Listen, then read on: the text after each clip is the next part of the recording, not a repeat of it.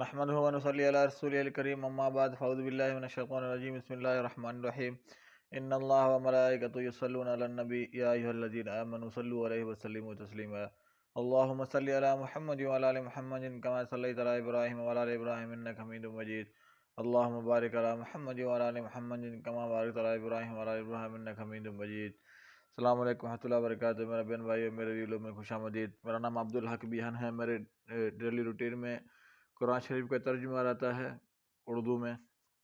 آج سورہ الانعام آیت نمبر 143 سے لے کر 151 تک اللہ تعالیٰ میں اس پر عمل کرنے کی توفیق عطا فرمائے۔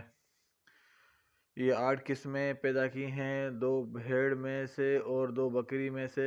اے نبی کہہ دیجئے، کیا اس اللہ نے دونوں کے نر حرام کیے ہیں یا دونوں کے مادائیں یا وہ بچے جو دونوں ماداؤں کے پیٹ میں ہوں؟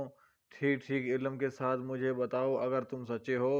اور 2 اونٹ میں سے اور 2 گائے میں سے کہہ دیجئے، کیا اللہ نے دونوں کے نر حرام کیے ہیں یا دونوں کے مادائیں یا وہ بچے جو دونوں ماداؤں کے پیٹ میں ہوں؟ کیا تم اس وقت حاضر تھے جب اللہ نے تمہیں یہ تاکیدی حکم دیا تھا؟ پھر اس شخص نے بڑھ کر ظالم کون ہوگا؟ پھر اس شخص سے بڑھ کر ظالم کون ہوگا جس نے اللہ پر جھوٹ گھڑا تاکہ وہ بغیر علم کے لوگوں کو گمراہ کرے۔ بے شک ایسے ظالم لوگوں کو ہدایت نہیں دیتا۔ بے شک اللہ ایسے ظالم لوگوں کو ہدایت نہیں دیتا۔ اے نبی کہہ دیجئے، میرے طرف جو وحی کی گئی ہے، میں اس میں کوئی چیز ایسی نہیں پاتا جو کسی کھانے والے پر جو اسے کھائے حرام ہو، مگر یہ کہ وہ مردار ہو یا بہایا ہوا خون ہو یا سور کا گوشت، کیونکہ وہ ناپاک ہے، یا وہ فسق ہو کہ ذبح کرتے وقت اس پر اللہ کے سوا کسی اور کا نام پکارا گیا ہو۔ پھر جو شخص مجبور ہو جائے بشرطیہ کہ وہ سرکشی کرنے والا اور حد سے گزرنے والا نہ ہو، تو بے شک آپ کا رب بڑا بخشنے والا نہایت رحم کرنے والا ہے۔ اور جو لوگ یہودی ہوئے ان پر ہم نے ہر ناخن والا جانور حرام کیا تھا، اور گائے اور بکرے میں سے ان پر ان کی چربی حرام کی تھی، سوائے اس چربی کے جو ان کے پیٹوں یا آنتوں کے ساتھ لگی ہو یا ہڈی کے ساتھ ملی ہوئی ہو۔ یہ سزا ہم نے انہیں ان کی سرکشی کے باعث دی تھی، اور بے شک ہم سچے ہیں۔ پھر اگر وہ آپ کو جھٹلائے تو کہہ دیجئے، تمہارا رب وسیع رحمت والا ہے اور اس کا عذاب مجرم قوم سے ٹالا نہیں جاتا۔ جن لوگوں نے شرک کیا وہ جلد ہی کہیں گے، اگر اللہ چاہتا تو ہم اور ہمارے باپ دادا شرک نہ کرتے اور نہ ہم کوئی چیز حرام کرتے۔ اسی طرح ان لوگوں نے حق کو جھٹلا دیا تھا جو ان سے پہلے تھے، یہاں تک کہ انہوں نے ہمارا عذاب چکھ لیا۔ کہہ دیجئے، کیا تمہارے پاس کچھ علم ہے تو اسے ہمارے سامنے پیش کرو، تم تو گمان ہی کی پیروی کرتے ہو اور تم اٹکل بچوں ہی سے کام لیتے ہو۔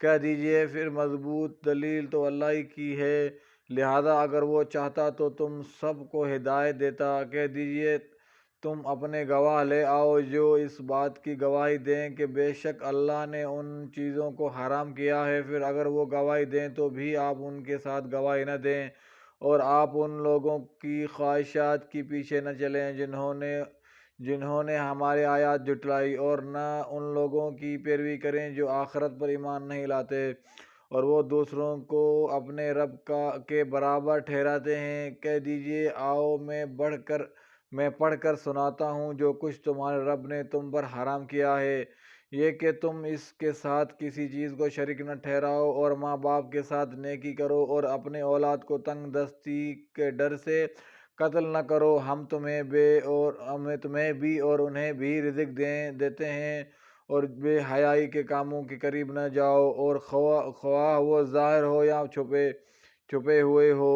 اور کسی ایسے جان کو قتل مت کرو جسے اللہ نے حرام کیا ہو سوائے اس کے جس کا قتل برحق ہو۔ ان ساری باتوں کی اللہ نے تمہیں تاکید کی ہے تاکہ تم عقل سے کام لو۔ صدق اللہ العظیم، صدق رسول الکریم۔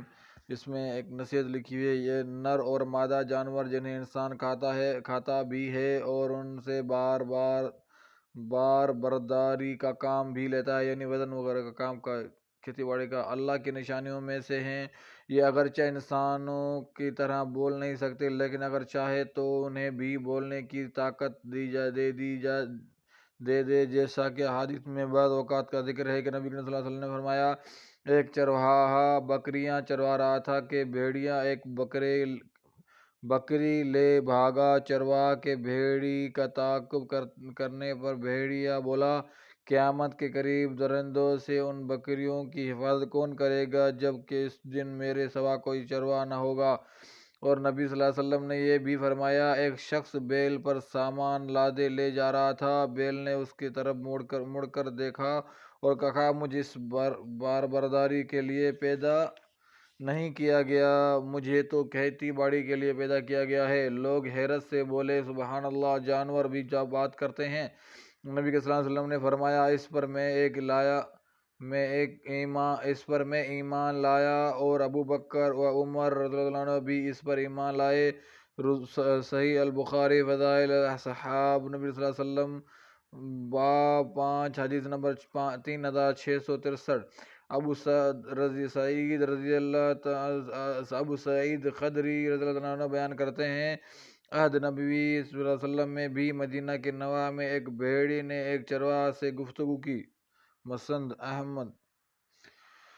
اللہ تعالیٰ ہمیں اس پر عمل کرنے کی توفیق عطا فرمائے۔ اللہ تعالیٰ ہمارے گناہ معاف فرمائے اور بے اولادوں کو صالح اولاد عطا فرمائے، بے روزگاروں کو رزق حلال عطا فرمائے، بیماروں کو شفا عطا فرمائے، زیادہ زیادہ نیک عمل کرنے کی توفیق ہمارے حضور صلی اللہ علیہ وسلم پہ زیادہ زیادہ درود شریف پڑھنے کی توفیق عطا فرمائے، کیونکہ حضور صلی اللہ علیہ وسلم کو محبت ہے، ہمیں اللہ کے قریب لے جا سکتی ہے۔ انشاءاللہ دوسرے ویڈیو میں پھر ملاقات ہوگی۔ السلام علیکم و رحمۃ اللہ وبرکاتہ۔